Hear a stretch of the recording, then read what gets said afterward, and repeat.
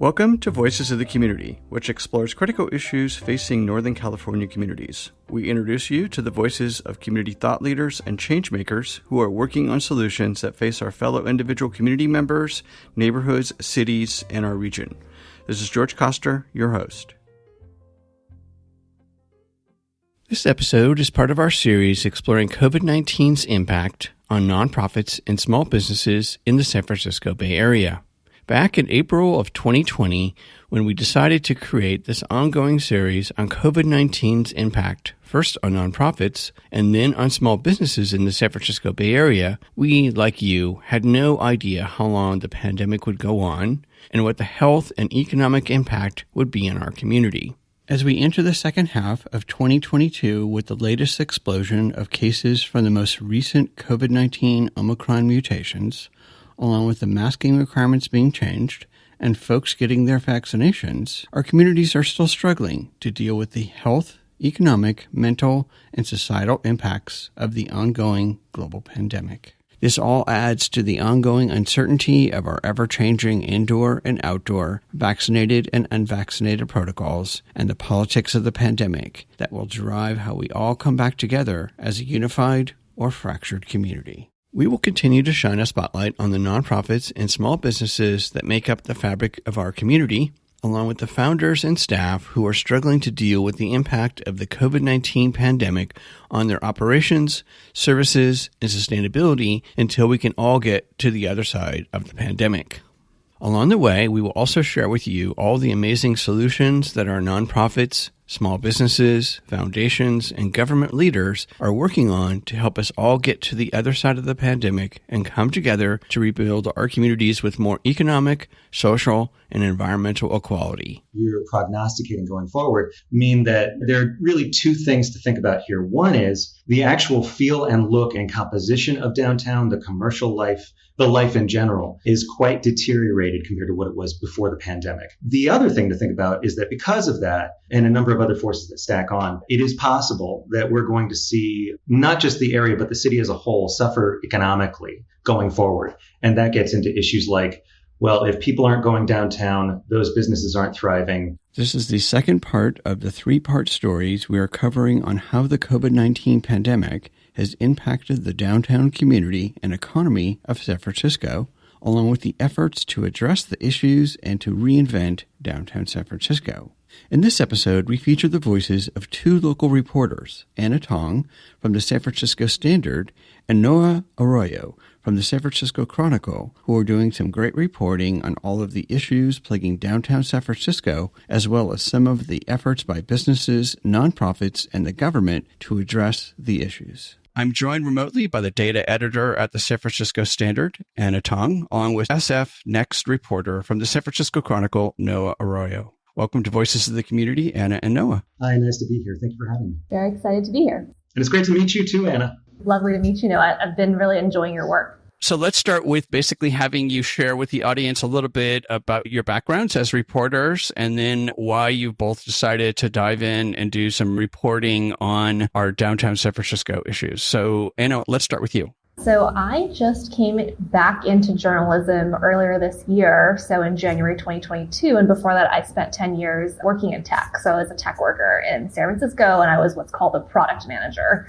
And I worked at Google and a bunch of other startups. And what led me to reporting about downtown is, as a former business person, I'm really interested in business and having worked downtown. I really liked working in downtown. I saw what was happening to downtown. And then I read, I think in Noah's excellent piece, that something like 75% of the city's GDP is driven by office workers. And so I just really wanted to know. I'm very, very curious. And I feel invested because I live in the city about, just what's going to happen to downtown. And I really want to report on that because for so long, SF has been a city with a downtown core where people are commuting in. And it's really not like that anymore. Thank you. And Noah, a little bit about your background? I've been reporting on San Francisco issues, including housing and homelessness, off and on for about a decade. And I came to the Chronicle to be a part of this SFNext project, which is trying to look at the potential solutions to long-term intractable problems that are in San Francisco.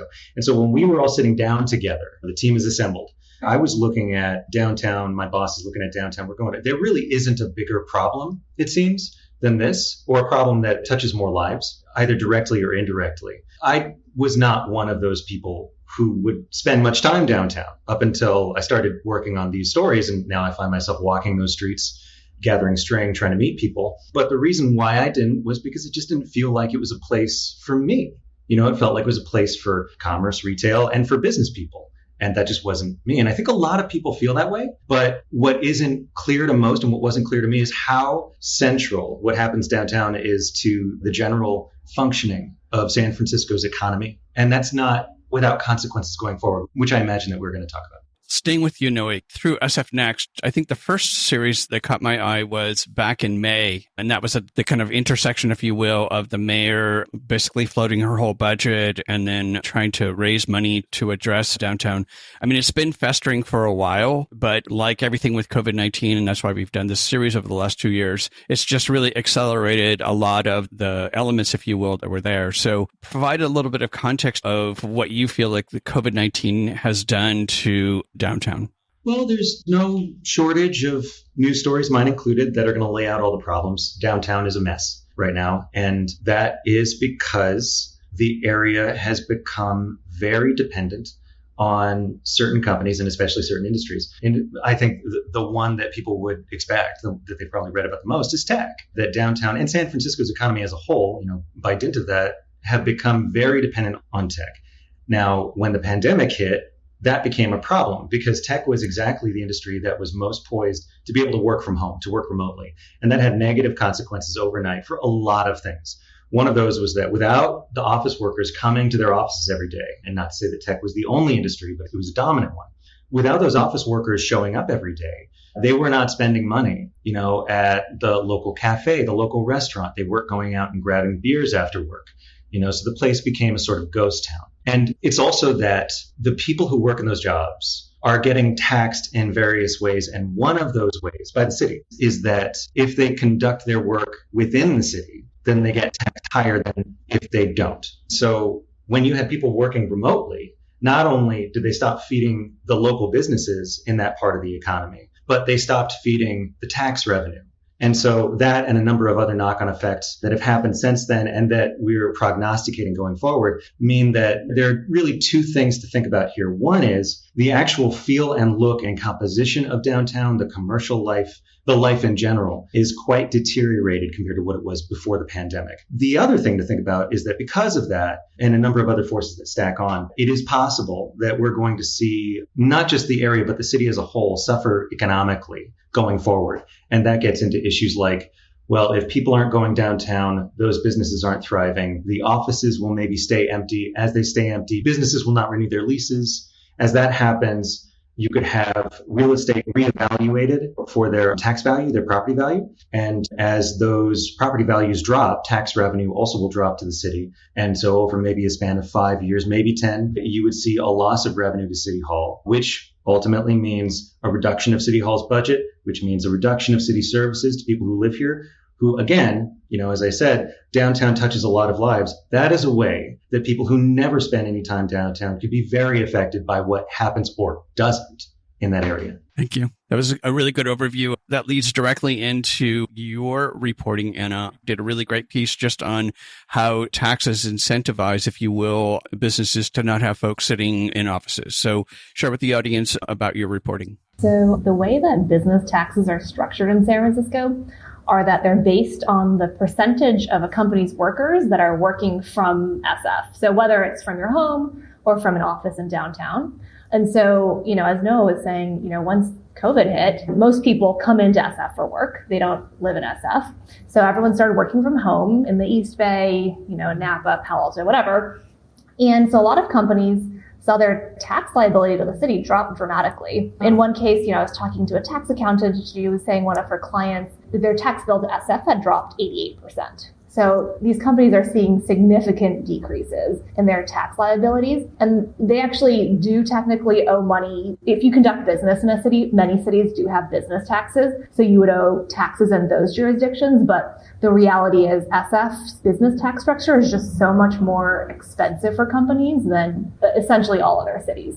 But it's so much more expensive, And it's also so much more complex. So, for many cities, the business tax code is basically just one sheet of paper. And in SF, we have this whole portal. There's 30 people that spend 70% of their time supporting business taxes. So it's just very, very, very complicated. Yeah, so that's the situation. It is incentivizing companies to, in some cases, just move entirely out of San Francisco. And I think we heard Stripe was saying that they were paying their employees just to actually get out of the Bay Area in general. And so a lot of these companies don't even want to have one employee who's even living in San Francisco. Well, in your example of the person who owned Books Inc. and then moving his operation, if you will, to, I believe it was Oakland, because it was cheaper to basically operate out of Oakland because he was actually being charged for having more bodies in the office. That's exactly right. And in this article, we did kind of like a scenario analysis. So we just took Square Financial Services, which was one of the companies that complained the loudest about business taxes in SF. And we did an estimate for how much they'd owe in SF. And in SF, we estimated they'd owe about $40 million a year. If they moved to Oakland, which they did, we estimated they'd owe probably less than $10 million a year. If they moved to San Jose, it was something like less than $200,000 a year. So a lot of these companies are saving significant amounts of money by having their workers remote and or moving their office presences completely out of the city. And it seemed in your article and also in Noah's reporting to some degree as well, San Francisco's very complex tax structure, if you will, kind of disincentivizes folks, even compared to LA, for example. I mean, both of your reporting, it's great to watch reporting to be multi-dimensional storytelling and the graphs, et cetera, all really wonderful stuff. I want to stay with taxes some more because in your piece, you also talk about more taxes forthcoming, like there's the e-commerce tax. So Can you share with the audience a little bit more about not only butts and seats tax, but all of the other tax structure? So we're actually a very tax-happy jurisdiction. So in SF, it's remarkably easy to put a new tax on the ballot. So the Board of Supervisors can actually remove taxes, but voters need to approve taxes. But in order to put on the ballot, you need less than 10,000 signatures. So it's actually quite easy to do, and taxes tend to be quite popular in San Francisco. So as a result, the city has just approved a lot of taxes in recent years. So it's been something like 7 in the past 5 years, versus if you compare it to Oakland and San Jose, they've only changed their business tax code once in the past decade. So it's a lot of new changes and a lot of new taxes. So there's more forthcoming. So actually, the Amazon tax that you brought up for e-com companies, that's an interesting one because that actually just got removed from the ballot. And essentially what happened was there was this affordable housing provider named Todco, and they wanted to raise funds for guaranteed income, which is similar to universal basic income. And they also wanted to pair that with taxing Amazon, which polls very popularly. And so they were trying to put that on the ballot, but because our tax code is so complicated, the way it was written, it probably wasn't even going to tax Amazon just because of the way that the city calculates how you're taxed in different business categories. They didn't realize that the bulk of Amazon's business is actually in their web server hosting business, not their e-com business. So it wouldn't have even affected Amazon to begin with. So they basically didn't do their homework on that. So they've now removed it from the ballot. But they're going to actually, next cycle, I think, try to actually tax Amazon. There's a Green New Deal tax coming down the pipeline for businesses that I think Supervisor Connie Chan introduced recently. And then just in the past couple of years, there's been taxes on overpaid executives. There was the homelessness tax, Prop C, that was quite controversial, that led to like a lot of fights between these billionaires such as Jack Dorsey and Benioff. There's been all sorts of like commercial vacancy taxes, et cetera, et cetera. So we're just kind of a tax-happy jurisdiction. Thank you. That was great context. And Noah, do you have some more that you would like to add to on tax before we dive into more of the issues that you identified in your reporting? No, I think that was a really good overview. I don't think I would have anything to add on taxes up to now. I suspect we'll get to talking about potential taxes going forward, which is more where I could talk. Exactly. So I want to turn to you on some of your reporting, which I found really interesting. And you touched on it in the beginning, the impact on the San Francisco economy from tourism, small business, and office space, and the return of workers estimates. I think you had in your reporting that the average annual per downtown worker was around $5,000 that they spend, and that the controller has one model versus what you thought was perhaps not reality. So share with the audience a little bit more on your reporting on all those issues. Well, we went to many different departments at City Hall to try to vet our understanding of what was going on the ground. And one of those was the controller. And so we asked them, what percentage of people do we expect are going to be returning to their offices once society normalizes? Now, they had published two different numbers, and the most recent number, I think it was 33%. And I think that was in March of this year. They published a report saying that. So what I wanted to know from them was, why had they adjusted that compared to the prior percentage? And also, what was that percentage based on? And what I found was that it was based on the best that they could get, which was word of mouth. It was based on talking to a lot of smart people who were positioned at different places in the local economy, as well as employers. So we had building owners, we had real estate developers, brokers, if I'm not mistaken, and employers. And they sort of triangulated. I know I just named 4 different sources, but they tried to figure out, okay, what is the reasonable average? And then they gave it a little nudge and said, well, but let's move it up from what we're hearing by just a percentage point or two based on gut feel. I know this because I asked them what was the math that it was based on, and their response is in the story. And I think it's something like, it wasn't exactly based on a calculation. So we went to somebody who was basing it on a calculation, and that was Professor Richard Bloom at Stanford University. And he was working with a number of other academics. What they have been doing since nearly the beginning of the pandemic is doing monthly surveys to, if I'm not mistaken, both employers and employees. But what I know about for sure is the employees talking about what work from home policy was likely going to be once society normalized. Now, again, these surveys have been taken all throughout the pandemic. So before we get to a sort of endemic status, which I think it's fair to say we're either in or approaching, at least as far as the public dialogues are concerned. And so these were the best guesses of the people who were surveyed by him. And those best guesses kept changing from one month to the next. And it wasn't changing down. It was changing up. It was becoming a greater and greater share of the work week that people expected that whenever society normalized would be working from home. And I think at the time we published, it was somewhere around 2.3, 2.4 days per week, or about half the week.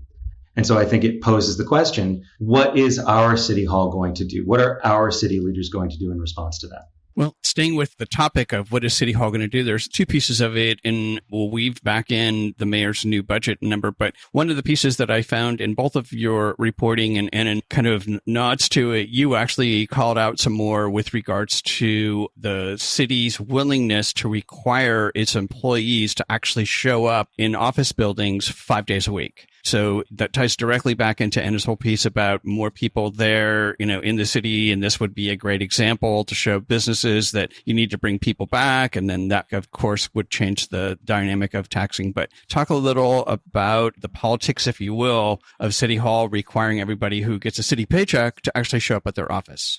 I'll be honest, this was not something that I spent a lot of reporting on. And so I will tell you that it was very difficult to get a response from the city to this question. The question being, does Mayor London Breed have the ability to require that people come back to the office 5 days a week?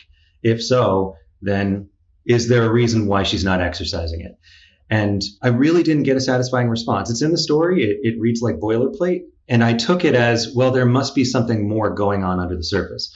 Since we published this story, other reporting has come out, and I want to say that the Standard has contributed to this, that puts their finger on it a little bit deeper. I think they've gotten responses since we tried to this question. And if I'm not mistaken, the general response was that the mayor would like to do it, but that there are union considerations, there are negotiations that happened between City Hall leaders and the union, and that this was one of the factors that was negotiated over. And so the mayor does not have the level of power, we'll say, is my sense, to just snap her fingers and make it happen. I don't know if she has the legal ability, but I imagine that even if that were the case, there would be political ramifications. And that's obviously part of their calculus.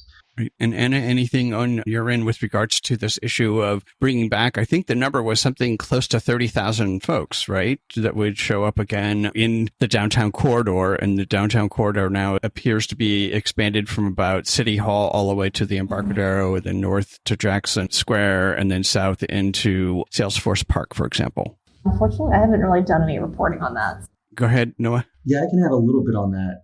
According to City Hall sources, when I spoke with them, was that city employees have been working in their offices throughout the pandemic. Now, it has not been 100%, and I don't know what the percentage is now, but we would not be going from a 0% of city workers have been in their offices to 100%.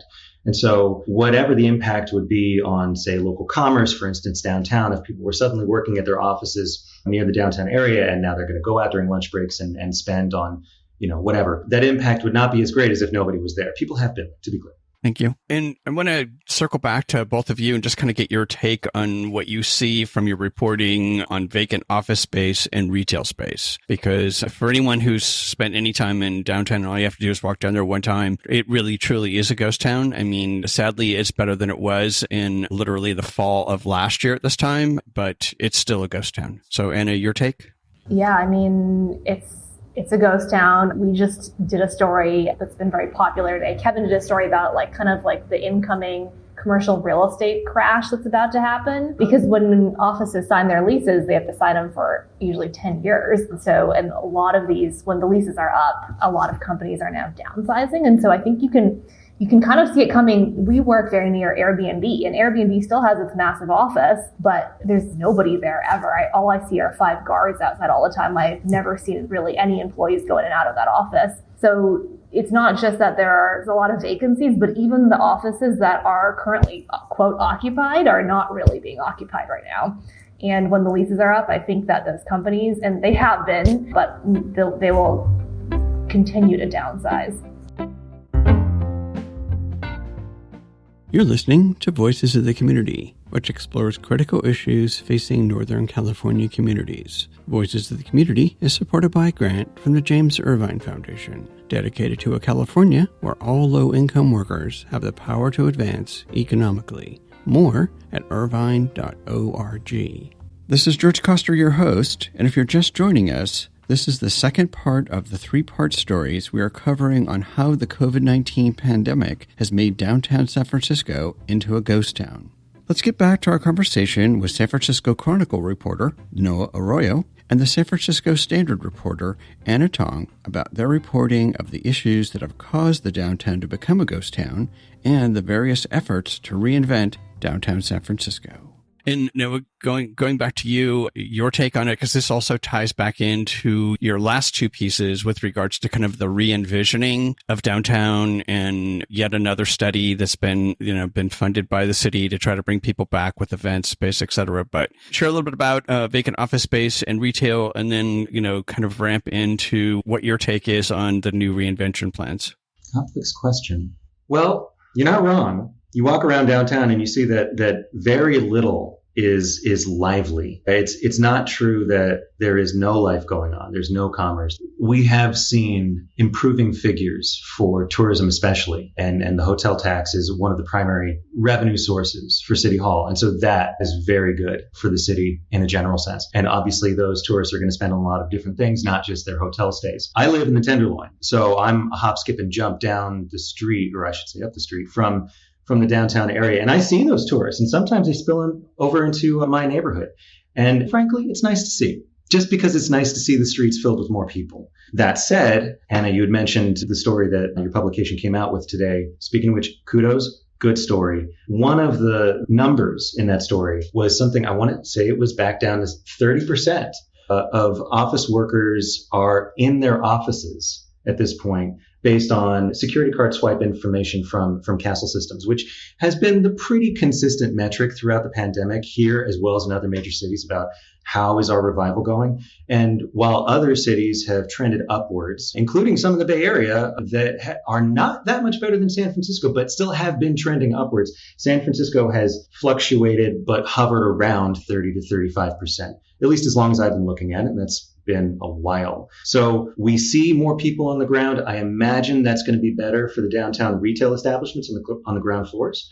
But at the end of the day, I think that the bigger, more ominous sign fiscally is that those offices are not filling back up. Now, there's a caveat to that, and that's that not all offices are created equal. If you're talking about what we'll say are AAA properties or trophy properties, the Salesforce Tower is an example of one of those. The very high-end office properties are, I'm told by brokers and real estate sources, they are much more populated during the day than the lower end Class C, the Class B. And so different subsets of office properties have different problems, we'll say, or different degrees of the same problem. And so all of this is the complexity that the city is going to need to grapple with. when they're figuring out what the financial future of this city is and how do we access that best? How do we get there? Now, you were asking me about how all of this dovetails with my recent reporting, right? Correct. Okay. What we have seen from some local groups on the ground, including downtown, the SF Partnership, what seems to be the loudest nonprofit in the area. This is a business improvement district. In other words, they provide a number of services for the financial district and Jackson Square area in downtown. And what we have seen from them is a plan about how to revitalize downtown area by area. And they have a number of pilot areas. One of those that I looked at most closely was Leadsdorf. The idea is that you pump resources into these areas and you maybe tweak some of the regulations around what is allowable there. For instance, you would shut down an alleyway to car traffic so that it became more walkable. You would have pop-up businesses or pop-up restaurants in, let's say, a commercial spot that has been defunct for a number of months, which means that you need to coordinate with whoever owns that spot and see if they'd be cool with a business coming in and operating there for a week and having a rotating crew. You might have events. So the question is, where is the money going to come from for all of this? There are ideas about this, and the city is definitely putting forward a number of millions of dollars for this. But the idea after that is these various urban planning and design improvements to certain parts of downtown, hopefully, will start to draw more and more foot traffic to the area, more and more commerce. Now, will that be effective at increasing tourism to those areas? Probably. Will that be effective at increasing office attendance in those areas? That is a big question mark. Now, the reason why I don't say it won't is because I've talked to people who have jobs at companies that are in San Francisco as well as that are not, who are residents of San Francisco and working from home. And they have both told me, hey, if there was some event and they had free Wi-Fi outside and I could just go there, or some intersection that was closed to cars and I could hang out and there are people laughing and enjoying wine at some outdoor table, I'd go there and I'd work there all day. I asked one, how many days a week would you go there? She told me 3 to 4. I'd take my kids. So at that point, maybe what we don't have is a solution that so much brings more people back to their offices. Maybe we do, because maybe they're there during the day and they're at these events right after work or something. But at least I think what you have is increased presence, including by people who work off of a laptop, as long as Wi-Fi is supplied. And that is another big question. And that was part of the, I think your reporting was that there's the Downtown San Francisco Partnership and then the Site Lab, what was it? The San Francisco Public Realm Action Plan. Yes. And the action plan was taking some of these vacant, well, they're not really vacant, but they are vacant these days, but a lot of the alleyways that were there and to activate them between Pine and California Street, for example. So I want to circle back because you also mentioned in your reporting, and, this gets back to the mayor's ability in City Hall to do something, to try to do something or to appear. And so, I've heard numbers from $9 million to $47 million that the mayor's trying to get approved through the Board of Supervisors for the budget for this year. Can you share a little bit about what you know on budget? I can sort of. So I'm going to tell you, this is basically on background. I'm going to tell you that I have been trying to lock that down. And so what I could tell you on the record for broadcast is that the Board of Supervisors did approve money, and I could tell you a ballpark of what it is. I have not yet been able to get specifics on all the different buckets that go where. That's incoming. Now I'm hoping that Anna doesn't get it before I do, but I can tell you that. So was the number that I saw that she was floating, or the city was floating, I think it was 9.5 million or 9.7 million was what was floated in the upcoming budget. And then there was some, I think you had some breakdown. There was some breakdown on the mayor's, site as well. But that was the number I had heard. I don't know if Anna has any updated information on that as well. I don't at all. Actually, I haven't really looked into that. It seems really small to me. And do you know what it was for? It was for some parties and stuff like that, right? Like what the money's going towards. That's what it appeared. It appeared that the funding was to try to fund the Downtown San Francisco Partnership, San Francisco Public Realm Action Plan. That's what it appeared like. It was a typical, governmental funding, get subject matter experts to come and do a plan by a benefit district and then float it in front of the Board of Supervisors. Everybody can raise their hand and say, yes, we could spend the money because there was this third party plan. I guess I'm so skeptical that's actually going to do anything for downtown. Like $10 million to activate downtown a little bit. I don't know. I don't think it's going to move the needle at all. That's just my opinion, though. Yep. Noah, any update on your take on that? Yeah, I can give you what I know of the numbers. Here's an on-record statement. During the budget deliberations that recently concluded, more than $50 million were slated to be spent over the next 2 years on pandemic recovery efforts citywide. And I think it may actually be north of 60, but I'm ballparking this because I just don't have the numbers off the top of my head. Now, of that, there are different buckets, and they will be spent on things like there's a bucket for maintaining the street ambassador program, which is designed to put people on the ground in various parts of downtown, especially the parts that are major transit hubs or that don't have presumably a lot of human presence otherwise, including like business presence where the businesses are active. And the idea is that people who are walking through or might be, near the area, that they would feel welcome to go to the area if they have a welcomer.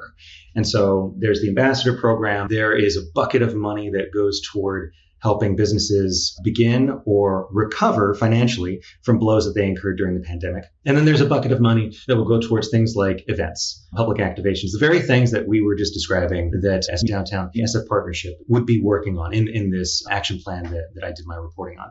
So in other words, there's a funding source for that work. Now, whether that's enough money remains to be seen. I'm going to segue back to Anna on taxes, and we can go back to you, Noah, on taxes, because that's the other thing that I've read and heard, and sadly, it's back to the Great Recession when Mayor Lee lobbied to basically convert mid-market into a tech incubation zone with the mid-market tax benefit, which people both love, hate, and everyone has their opinion about it. But Anna, do you want to share a little about what your reporting thoughts and recommendations are on what folks are thinking about in taxes? Yeah, so definitely the business leaders. So Advance SF, for instance, they're advocating for a moratorium on all new taxes. And so because they're kind of saying like, hey, businesses need stability in order to plan. And like the more you pile on new taxes, the more it becomes an untenable place to do business. Obviously, the people that are pro-taxes are going to say like, no, this little small percent we're levying on these businesses won't really move the needle. I think it is, and it's kind of unclear what the net result is going to be. So, business tax revenue as a whole, I think fell like maybe 12% in the most recent fiscal year. But the tax that was collected from Prop C fell almost 50%. So it fell 45%. And that's a tax on big business. And so, but it's unclear if like that's due to people working remotely or if it's due to businesses really moving out. And then I think the Chamber of Commerce is really advocating to bring back like the Twitter tax break that happened under Mayor Ed Lee. But that, as you said, really became pretty unpopular. And I think it triggered a lot of the hatred for tech workers in the city because they really felt that it was contributing to too much inequality. And that's what I feel like. That's something we can all agree on. Like there is so much inequality in San Francisco. So I think bringing back something like that, I think it would start to trigger a lot more anger. So, but I do think that the city needs to start thinking of good solutions to making it a more business-friendly place to work. And it can be like we still have high taxes, but every time someone raises a mega round, $1 billion round, there should be someone in the city that calls that company and asks them what their plans are and says like, hey, we're excited for you to continue doing business in SF. Like, what are your plans for the future? Are you going to be opening a bigger office here? Let me make it easier for you. Because I think a lot of it isn't just about the money, because some of these tech companies are raking in like a lot of money, but it's just the fact that it's perceived to be an unfriendly place to do business in. And so I think that there are a lot of things that, if the city wanted to, they could do to just let businesses know that they do want them to stay, because there is the perception from business people that the city doesn't want them to be there. And, and if that's the case, that's also fine. Like, I do know there are a lot of people that think that tech really destroyed San Francisco and they don't want tech companies here. And it really wasn't until more recently that a lot of tech companies came. So if that's something we want to do with San Francisco, that's also totally fine. We can make that decision. We will just have to be comfortable with less tax revenue. So I think there's a lot of ways to go forward, and it doesn't necessarily mean, going back to the Twitter tax break. Thank you. And Noah, would you like to add any more about taxes? And what I would also ask is if there's anything else in your reporting that you would like to share. Sure. I'll say this. I have not looked closely at the tax question, but it has been obviously a common element in every conversation that I have with business people or with real estate developers, because it's a major factor in the ecosystem. It's a factor for consideration. Here's a bigger one, I think, for my money. Why would I want to live in San Francisco? there was a long time, I remember because I've been reporting on this stuff for about a decade, there was a long time where the general conversation that happened in the public space was that businesses would decry taxes, where they were and their increases. And the progressive politicians, so to say nothing of the moderates, but the progressive politicians would basically, let's call your bluff. You're not going to go anywhere. The reason you're not going to go anywhere is because we're freaking San Francisco. Everybody wants to be here. People want to be here. Residents want to be here. And then there was also the question of, well, with it being a tech hub, that people wanted to work for companies that were in proximity to the companies with the gravitational pull, like the Twitter, right? So I think that my sense is that the progressives were winning that argument for a long time, that as the taxes would rise, I don't think you really saw an evacuation of those tech companies and big commercial actors to the degree that people were worried about until the pandemic hit. And now, boom, they're leaving one by one. And so this conversation that we're now having about taxes, it's important. But I think that at the end of the day, I think the bigger conversation that is related to is if the reasons for people wanting to live in San Francisco have changed, and if the situation is such that you can't just reinvigorate those reasons, you can't just snap your fingers, you can't pass a certain policy, and then suddenly, the new anxieties are gone, the new objections are nullified, then maybe you need to think a little bit more fundamentally about what is San Francisco, why is San Francisco, and what are the things that, aside from taxes for businesses, are going to get people to really want to move here, maybe including businesses. I think that's a conversation that we're trying to have at SFNext as best we can with the reporting, but I would love it if our politicians would have more of that in the public space more often. Thank you. Yeah, I totally agree. I think that assuming that people want to be in SF is not really the reality anymore.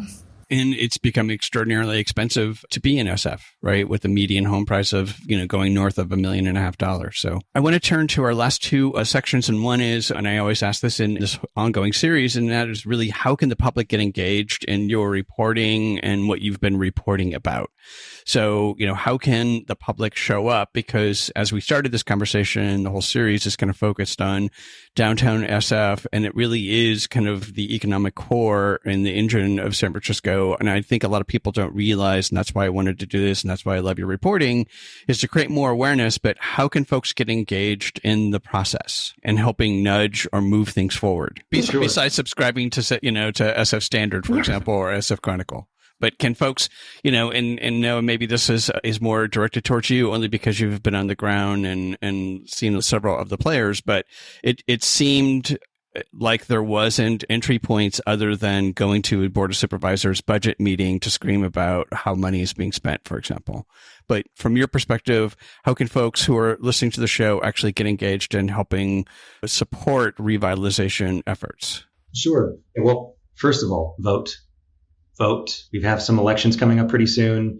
If there are politicians who are being forward-thinking according to you, then put your votes there. I think aside from that, pay attention to the coverage, pay attention to opportunities to show up digitally or in person to public meetings about these topics. We will be having them. What I'm hearing and what I'm reading is that our sitting politicians, our Board of Supervisors, our mayor are very keenly aware of these problems, and they know that something has to be done. They know that they're in the hot seat to do something about it. So anytime you can show up and have your voice be heard, do that. Now, as far as engaging with us, the reporters at the Chronicle, who can say something about this at the public level, first of all, you got to follow us on Twitter. We're at SFNext, and pay attention to what we're saying and talk to us. We want to hear from you. You also need to email us. Email us what you hate about the dysfunctions in the city. Email us your ideas about how to potentially fix them. It can be about downtown. It can be about other stuff.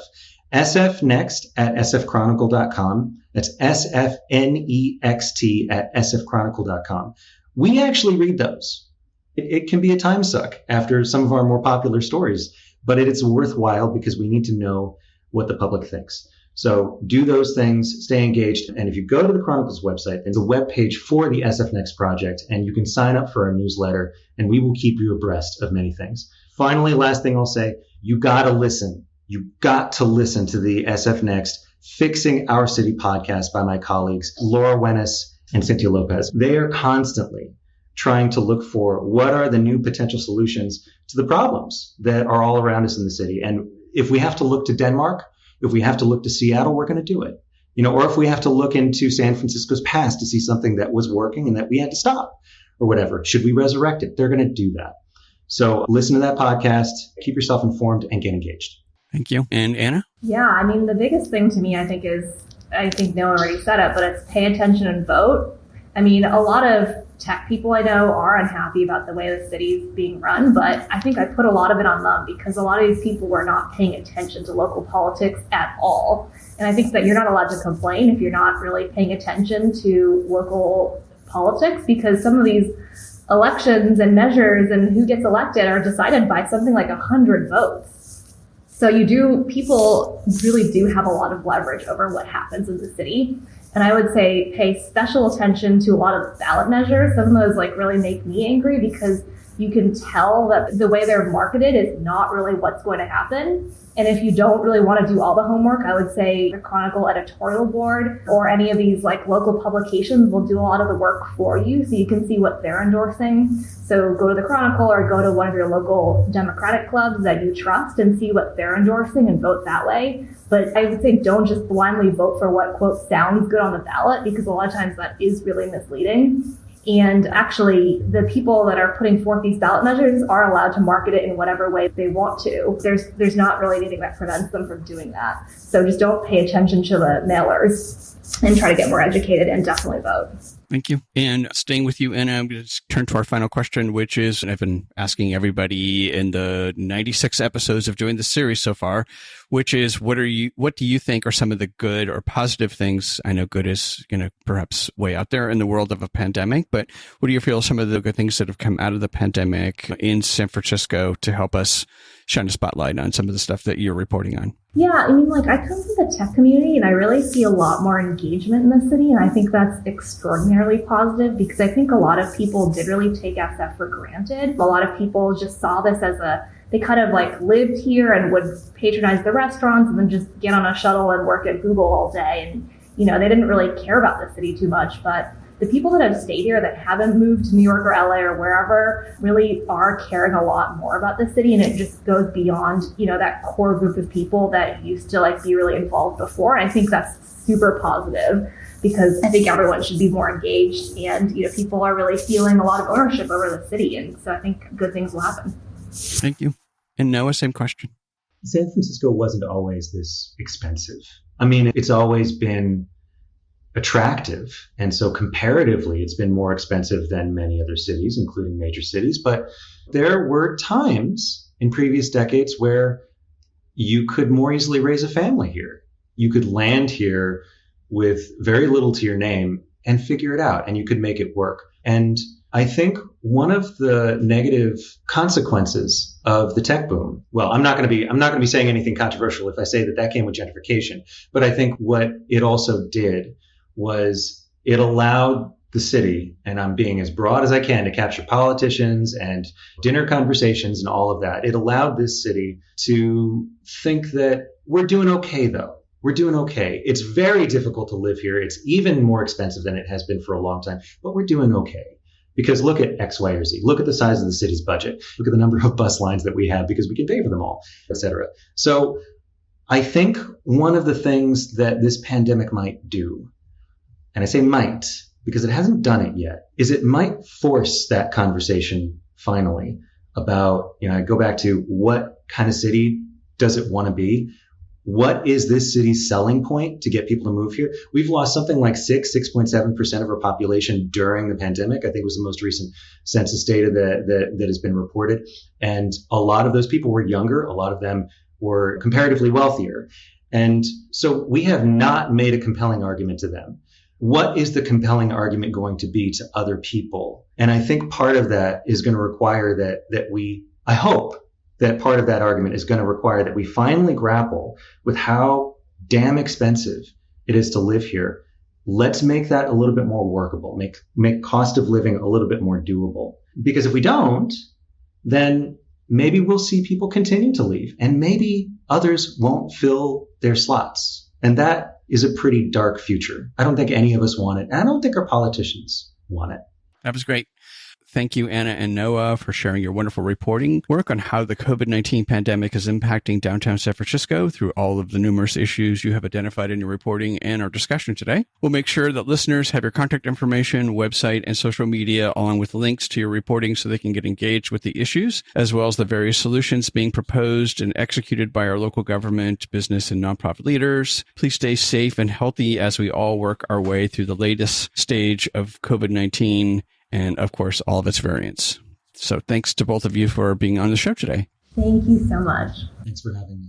That's it for this episode of Voices of the Community. You've been listening to the voices of the data editor at the San Francisco Standard, Anna Tong, along with SFNext reporter from the San Francisco Chronicle, Noah Arroyo. To read Anna Tong's great reporting on downtown San Francisco, as well as her other reporting on the many issues and topics impacting San Francisco, please go to sfstandard.com/author/Anna-Tong. And to read Noah Arroyo's great reporting on both downtown as well as what is next for San Francisco through the SFNext series, please go to sfchronicle.com/author/Noah-Arroyo. And to hear part 1 of our 3 stories on downtown San Francisco, which features the voices of Chris Wright from Advanced SF and Jeff Balisario from the Bay Area Council Economic Institute, go to georgecoster.com and click on Voices of the Community, and then click on the COVID-19 series and listen to episode 95. We hope that you enjoyed the insights, points of view, and personal stories from the voices of changemakers and their nonprofits and small businesses featured in this series. To find out more and get engaged with the nonprofits, small businesses, and staff members featured in the series, please go to my website, georgecoster.com, and click on Voices of the Community to find links to the extended versions of these interviews and to listen to the entire series. After listening to these stories, we hope that you will consider making a donation and volunteering to provide a hand up to your fellow community members. Today's episode was made possible by the audio wizard and our associate producer, Eric Estrada, and the graphics magic of Casey Nance from Citron Studios, along with the wonderful crew at the San Francisco Public Press and KSFP. Voices of the Community is supported by a grant from the James Irvine Foundation, dedicated to a California where all low-income workers have the power to advance economically. More at irvine.org. Voices of the Community is a member of Intersection for the Arts, which allows us to offer you a tax deduction for your contributions. Please go to georgecoster.com and click on the donate link to make a donation to help us provide future shows just like this one. While you're on our website, you can enjoy our archived past shows, which feature community voices working on solutions to critical issues facing Northern California communities. And you can sign up for our newsletter to find out more about future shows, as well as shows and events from the organizations that are included in our episodes. Take us along on your next COVID walk by subscribing to Voices of the Community on Apple Podcast, Spotify, and Google Podcast, or wherever you get your podcast. You can follow us on Twitter at George Coster, and we'd love to hear from you with feedback and show ideas, so send us an email to george@georgecoster.com. I'm George Coster in San Francisco, and thank you for listening.